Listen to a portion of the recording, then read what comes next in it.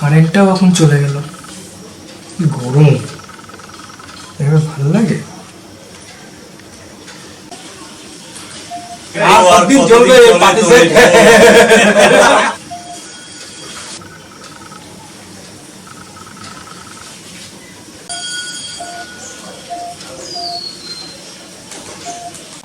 বাবা একটা কথা ছিল।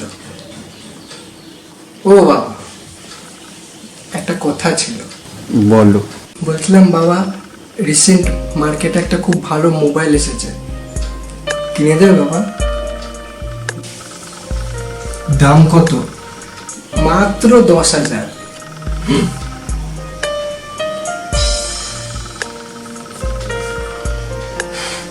দেবে কিনে?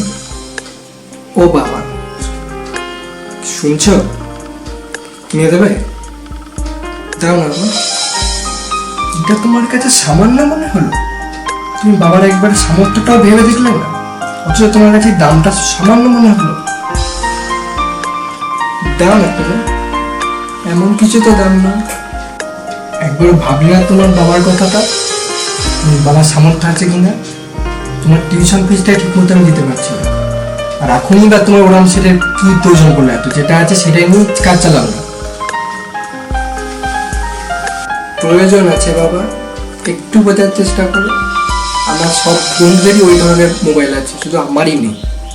একটু বোঝার চেষ্টা করো বাবা। আর আমি একটা পার্টি সেট নিয়ে পড়তে যাই, সব বন্ধুরা আমার নিয়ে হাসাহাসি করে, টিটকিরি করে। কীরকম প্রেস্টিজ লাগে বলো তো? বাহ বাহ বাহ বাহ বাহ, খুব প্রেস্টিজ বলতে দেখাচ্ছ যে।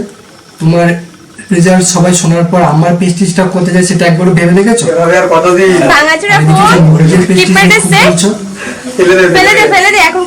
তুমি যে ফার্স্ট বয় থেকে কত নিচে নেমে যাচ্ছ সেটা একবার ভেবে দেখেছো? তোমার নামে কত রিপোর্ট আমাকে তোমার স্যারের কাছ থেকে শুনতে হয়, এগুলো একবার ভেবে দেখবে একবার।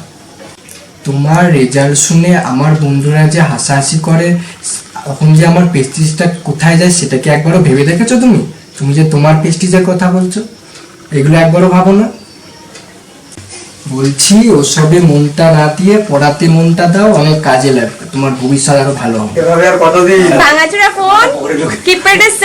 পড়াতে মনটা দাও, ওসবে মন দিও না।